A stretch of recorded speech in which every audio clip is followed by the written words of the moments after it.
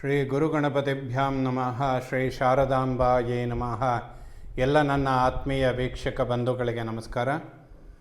ವೀಕ್ಷಕರೇ, ಶ್ರೀ ವಿಶ್ವಾವಸು ನಾಮ ಸಂವತ್ಸರ ದಕ್ಷಿಣಾಯಣ ಶರದೃತು ಆಶ್ವೀಜ ಮಾಸ ಅಕ್ಟೋಬರ್ ತಿಂಗಳ ಮಾಸ ಭವಿಷ್ಯಗಳನ್ನು ತಿಳ್ಕೊಳ್ಳೋಣ. ಅಕ್ಟೋಬರ್ ತಿಂಗಳಲ್ಲಿ ವಿಶೇಷವಾಗಿ 20ನೇ ತಾರೀಕು ನರಕ ಚತುರ್ದಶಿ, ಕೇದಾರೇಶ್ವರ ವ್ರತಾಚರಣೆ ಮಾಡುವಂತಹ ದಿನ, ಲಕ್ಷ್ಮೀ ಪೂಜೆ. ಎಲ್ಲ ಆಸ್ತಿಕರು ಕೂಡ ವ್ರತಾಚರಣೆ ಮಾಡಿ ಖಂಡಿತ ಆ ದೇವರ ಕೃಪೆಗೆ ಪಾತ್ರರಾಗಿ ಅಂತ ಹೇಳ್ತಾ, 21ನೇ ತಾರೀಕು ಅಮಾವಾಸ್ಯೆ, ಬಲೀಂದ್ರನ ಪೂಜೆ ಮಾಡುವಂತಹ ಸಮಯ. 22ನೇ ತಾರೀಕು ದೀಪಾವಳಿ ಹಬ್ಬ, ದೀಪಗಳನ್ನು ಹಚ್ಚುವಂತಹ ಹಬ್ಬ. ಎಲ್ಲರ ಜೀವನದಲ್ಲಿ ಬೆಳಕು ಅನ್ನುವಂಥದ್ದು ಶುಭ ಫಲಗಳನ್ನು ಕೊಡುವಂಥದ್ದಾಗಲಿ ಅಂತ ಹೇಳ್ತಾ, ಅಕ್ಟೋಬರ್ ತಿಂಗಳಲ್ಲಿ ಬದಲಾಗುವಂತಹ ಗ್ರಹಗಳನ್ನು ಒಮ್ಮೆ ನೋಡೋಣ. ಅಕ್ಟೋಬರ್ 2ನೇ ತಾರೀಕು ಬುಧ ತುಲಾರಾಶಿಯನ್ನು ಪ್ರವೇಶ ಮಾಡ್ತಾನೆ. 24ನೇ ತಾರೀಕು ಬುಧ ಮತ್ತೊಮ್ಮೆ ತುಲಾರಾಶಿಯಿಂದ ವೃಶ್ಚಿಕ ರಾಶಿಯನ್ನು ಪ್ರವೇಶ ಮಾಡ್ತಾನೆ. ಅಕ್ಟೋಬರ್ 9ನೇ ತಾರೀಕು ಶುಕ್ರ ತನ್ನ ನೀಚ ಕ್ಷೇತ್ರವಾದಂತಹ ಕನ್ಯಾ ರಾಶಿಯನ್ನು ಪ್ರವೇಶ ಮಾಡಿದರೆ, ಅಕ್ಟೋಬರ್ 17ನೇ ತಾರೀಕು ಸೂರ್ಯನು ಕೂಡ ತನ್ನ ನೀಚ ಕ್ಷೇತ್ರವನ್ನು ಪ್ರವೇಶ ಮಾಡ್ತಾನೆ, ತುಲಾರಾಶಿಗೆ ಬರ್ತಾನೆ.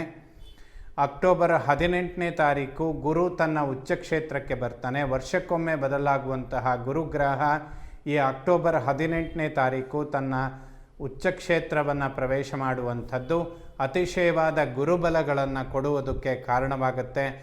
ಗುರು ತನ್ನ ಸ್ವಕ್ಷೇತ್ರ ಅಥವಾ ಉಚ್ಚ ಕ್ಷೇತ್ರದಲ್ಲಿದ್ದಾಗ ಎಲ್ಲ ರಾಶಿಯವರಿಗೂ ಕೂಡ ಗುರುಬಲ ಇರುತ್ತೆ ಅಂತ ಕೂಡ ಹೇಳ್ತಾರೆ. ಗುರುವಿನ ಅನುಗ್ರಹವಾದರೆ ಕಡಿಮೆ ಪ್ರಯತ್ನ ಮಾಡಿದರೂ ಕೂಡ ಹೆಚ್ಚಿನ ಪ್ರತಿಫಲಗಳನ್ನು ಕಾಣೋದಕ್ಕೆ ಸಾಧ್ಯವಾಗುತ್ತೆ. ಖಂಡಿತ ಅನುಕೂಲಗಳನ್ನು ನಿರೀಕ್ಷೆ ಮಾಡಬಹುದು. ಅದೇ ರೀತಿಯಲ್ಲಿ ಅಕ್ಟೋಬರ್ 27ನೇ ತಾರೀಕು ಕುಜ ತನ್ನ ಸ್ವಕ್ಷೇತ್ರವಾದಂತಹ ವೃಶ್ಚಿಕ ರಾಶಿಯನ್ನು ಪ್ರವೇಶ ಮಾಡ್ತಾನೆ. ಈ ಎಲ್ಲ ಬದಲಾಗುವಂತಹ ಗ್ರಹಗಳಿಂದ ಅಕ್ಟೋಬರ್ ತಿಂಗಳಲ್ಲಿ ತುಲಾರಾಶಿಯವರ ಮಾಸ ಭವಿಷ್ಯ ಹೇಗಿರುತ್ತೆ ಅಂತ ತಿಳ್ಕೊಳ್ಳೋಣ. ಅಕ್ಟೋಬರ್ 17ನೇ ತಾರೀಕಿನ ತನಕ ರವಿ ಮತ್ತು ಬುಧ ಇಬ್ಬರು ಉಚ್ಚಕ್ಷೇತ್ರದಲ್ಲಿರ್ತಾರೆ. ಅದರಲ್ಲೂ ಕೂಡ ಬುಧಾದಿತ್ಯ ಯೋಗ, ಬುಧನ ಉಚ್ಚಕ್ಷೇತ್ರದಲ್ಲಿ ಸೂರ್ಯನ ಸಂಚಾರ ಖಂಡಿತ ಶುಭ ಆಗುತ್ತೆ. ಅಕ್ಟೋಬರ್ 17ರ ನಂತರದಲ್ಲಿ ರವಿ ಮತ್ತು ಬುಧ, ಕುಜ ಇವರೆಲ್ಲ ಜನ್ಮಲಗ್ನ ರಾಶಿಯಲ್ಲಿ ಸೇರುವಂಥದ್ದು ಆರೋಗ್ಯದ ವಿಚಾರಗಳಿಗೆ ಸ್ವಲ್ಪ ಹಿನ್ನಡೆಗಳನ್ನು ಕೊಡುತ್ತೆ. ಏನಾದರೂ ಸಣ್ಣ ಪುಟ್ಟ ಸ್ಕಿನ್ ಅಲರ್ಜಿಗಳಾಗುವಂಥದ್ದು ಅಥವಾ ಜೀರ್ಣಕ್ರಿಯೆ, ಡೈಜೆಷನ್, ಹೊಟ್ಟೆಗೆ ಸಂಬಂಧಪಡುವಂತಹ ಆರೋಗ್ಯ, ಗ್ಯಾಸ್ಟ್ರಿಕ್ ಇಂತಹ ಸಮಸ್ಯೆಗಳಿಗೆ ಕುಜ ಮತ್ತು ಬುಧನ ಸಂಚಾರ ಲಗ್ನದಲ್ಲಾಗುವಂಥದ್ದು ಸ್ವಲ್ಪ ಕಾರಣವಾಗುತ್ತೆ. ಲಕ್ಷ್ಮೀ ನರಸಿಂಹನ ಸ್ತೋತ್ರಗಳನ್ನು ಪಠನೆ ಮಾಡಿ ಇದಕ್ಕೆ ಒಂದು ಉತ್ತಮವಾದಂತಹ ಪರಿಹಾರಗಳನ್ನು ಕಂಡುಕೊಳ್ಬೋದು. ಆನಂತರದಲ್ಲಿ ದ್ವಿತೀಯ ಕುಟುಂಬ ಸ್ಥಾನಕ್ಕೆ ಕುಜನ ಸಂಚಾರ ಆಗುವಂಥದ್ದು 27ನೇ ತಾರೀಕಿಂದ ಖಂಡಿತ ಶುಭ ಆಗುತ್ತೆ. ಅಕ್ಟೋಬರ್ 18ರ ತನಕ ಗುರುವಿನ ಒಂದು ದೃಷ್ಟಿ ಲಗ್ನದ ಮೇಲೆ ಬೀಳೋದ್ರಿಂದ ಆರೋಗ್ಯದ ವಿಚಾರಗಳಿಗೆ ಗುರುಬಲ ಅನ್ನುವಂಥದ್ದು ಖಂಡಿತ ಅನುಕೂಲ ಮಾಡಿಕೊಡುತ್ತೆ. ಬಟ್ ಏನೇ ಇದ್ದರೂ ಕೂಡ ಕುಜ ಮತ್ತು ಬುಧನ ಯುತಿ ಆಲ್ಮೋಸ್ಟ್ ಅಕ್ಟೋಬರ್ 2ರಿಂದ 27ರ ತನಕ ಸ್ವಲ್ಪ ಆರೋಗ್ಯದ ಬಗ್ಗೆ ಗಮನ ಕೊಡುವಂಥದ್ದು ಸೂಕ್ತ. ದ್ವಿತೀಯ ಕುಟುಂಬ ಸ್ಥಾನಾಧಿಪತಿ ಧನಾಧಿಪತಿಯಾದ ಕುಜ ಲಗ್ನದಲ್ಲೇ ಇರ್ತಾನೆ. ಶುಕ್ರನು ಕೂಡ ಏಕಾದಶದಲ್ಲಿರ್ತಾನೆ. ಅಕ್ಟೋಬರ್ 9ರ ನಂತರದಲ್ಲಿ ವ್ಯಯಸ್ಥಾನಕ್ಕೆ ಬರ್ತಾನೆ. ಸ್ವಲ್ಪ ಧನವ್ಯಯ ಅನ್ನುವಂಥದ್ದು ಅಕ್ಟೋಬರ್ ತಿಂಗಳಲ್ಲಿ ಜಾಸ್ತಿ ಆಗುತ್ತೆ. ತುಲಾರಾಶಿಯವರು ಇದನ್ನು ಸ್ವಲ್ಪ ಗಮನಿಸ್ಕೊಳ್ಬೇಕು. ಧನಕಾರಕ ಶುಕ್ರ 12ನೇ ಮನೆಯಲ್ಲಿ ನೀಚ ಕ್ಷೇತ್ರದಲ್ಲಿರ್ತಾನೆ. ಅನಿರೀಕ್ಷಿತ ಖರ್ಚುಗಳು ಸ್ವಲ್ಪ ತುಲಾರಾಶಿಯವರನ್ನು ಬಾಧಿಸುತ್ತೆ. ಬಟ್ ವಾಗ್ವಾದಗಳನ್ನು ಮಾಡ್ಕೊಳ್ಬೇಡಿ. ಕುಟುಂಬದಲ್ಲಿ ಸೌಖ್ಯ, ನೆಮ್ಮದಿ ಇದೆಲ್ಲ ಕಾಣಬೇಕು ಅಂದರೆ ವಾಕ್ಯಗಳು ಸೌಮ್ಯ ಆಗಬೇಕು. ಯಾಕೆಂದರೆ ಕುಜದೋಷ ಅನ್ನುವಂಥದ್ದು ಆಲ್ಮೋಸ್ಟ್ ಅಕ್ಟೋಬರ್ 27ರ ನಂತರದಿಂದ 1.5-2 ತಿಂಗಳ ಕಾಲ ತುಲಾರಾಶಿಯವರಿಗೆ ಸ್ವಲ್ಪ ಇರುತ್ತೆ.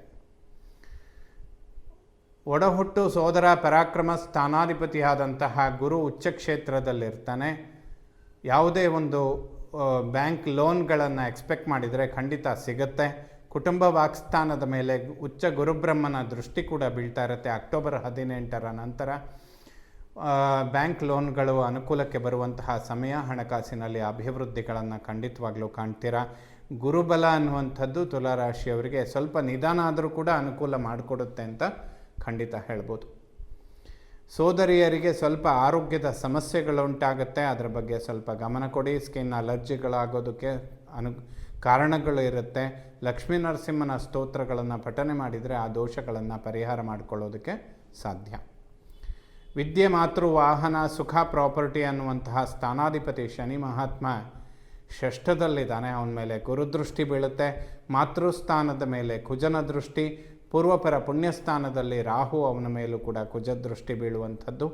ಅಕ್ಟೋಬರ್ 27 ನಂತರ ಸ್ವಲ್ಪ ಟೆನ್ಷನ್ಗಳು ಜಾಸ್ತಿ ಇರುತ್ತೆ. ಮಾತೃವಿನ ಆರೋಗ್ಯದ ಬಗ್ಗೆ ಗಮನ ಕೊಡಬೇಕು. ವಾಹನ, ಪ್ರಾಪರ್ಟಿ ಇದೆಲ್ಲ ಅನುಕೂಲ ಆಗುವಂತಹ ಸಮಯ. ಸ್ವಲ್ಪ ಮಾತೃವಿನ ಆರೋಗ್ಯ, ಮಕ್ಕಳ ಆರೋಗ್ಯದ ಬಗ್ಗೆ ಗಮನ ಕೊಡುವಂಥದ್ದು ಸೂಕ್ತ ಆಗುತ್ತೆ.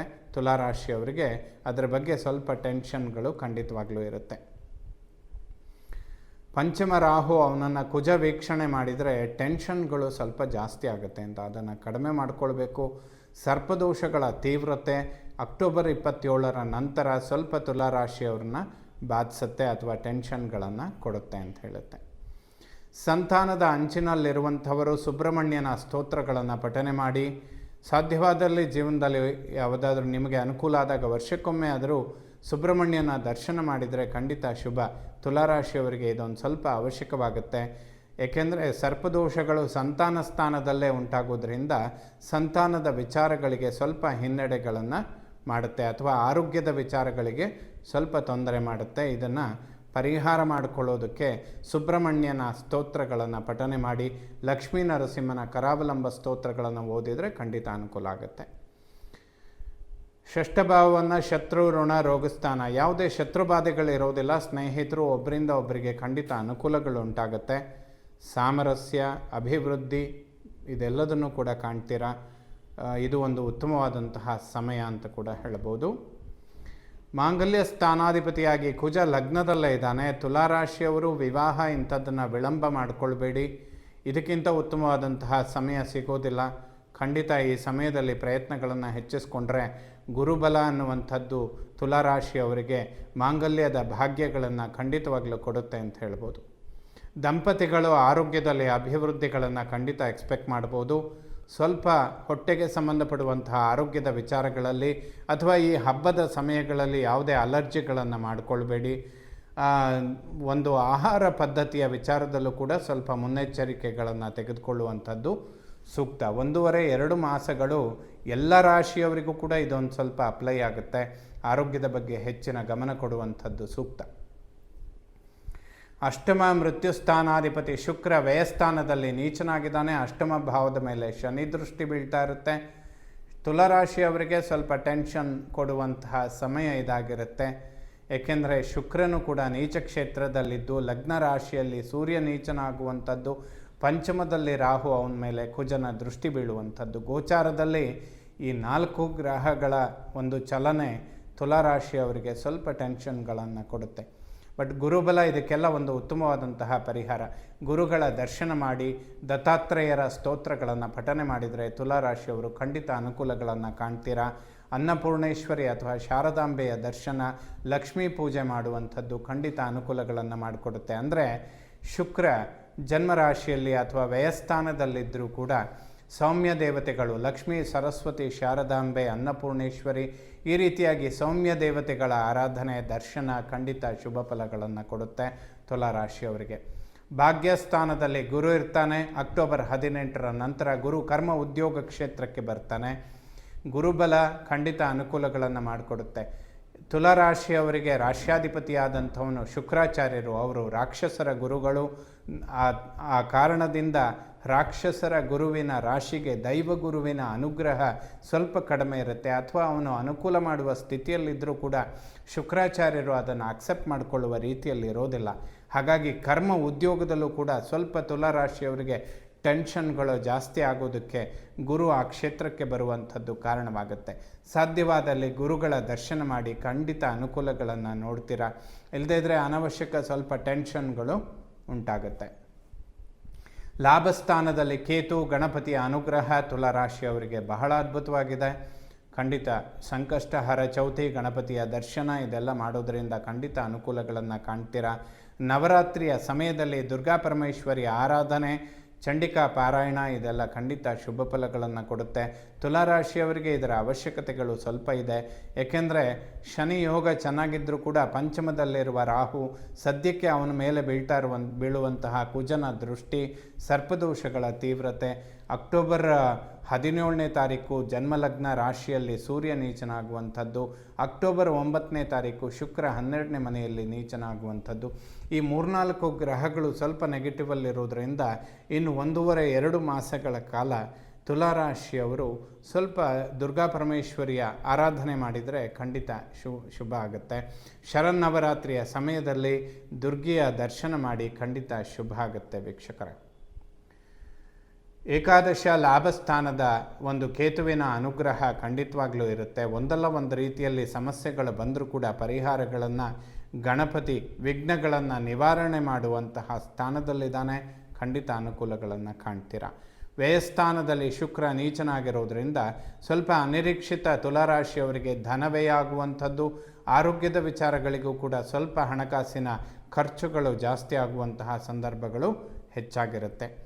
ಸೊ ಗುರುಗಳ ದರ್ಶನ ಮಾಡಿ, ಲಕ್ಷ್ಮೀ ನರಸಿಂಹನ ಸ್ತೋತ್ರಗಳನ್ನು ಪಠನೆ ಮಾಡಿ, ಸುಬ್ರಹ್ಮಣ್ಯನ ದರ್ಶನ ಮಾಡಿ, ಸಂತಾನದ ಅಂಚಿನಲ್ಲಿರುವಂಥವರಿಗೆ ಅಥವಾ ಮಕ್ಕಳ ಆರೋಗ್ಯದಲ್ಲಿ ಅಭಿವೃದ್ಧಿಗಳನ್ನು ಎಕ್ಸ್ಪೆಕ್ಟ್ ಮಾಡೋರಿಗೆ ಸ್ವಲ್ಪ ಸುಬ್ರಹ್ಮಣ್ಯನ ಸ್ತೋತ್ರಗಳನ್ನು ಅಥವಾ ದರ್ಶನ ಮಾಡಿದರೆ ಖಂಡಿತ ಅನುಕೂಲ ಆಗುತ್ತೆ.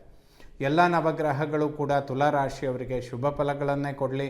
ಶ್ರೀ ಶಾರದಾ ಪರಮೇಶ್ವರಿಯ ಸಂಪೂರ್ಣ ಅನುಗ್ರಹ ಎಲ್ಲ ನನ್ನ ವೀಕ್ಷಕ ಬಂಧುಗಳ ಮೇಲಿರಲಿ. ಶುಭವಾಗಲಿ ವೀಕ್ಷಕರೇ.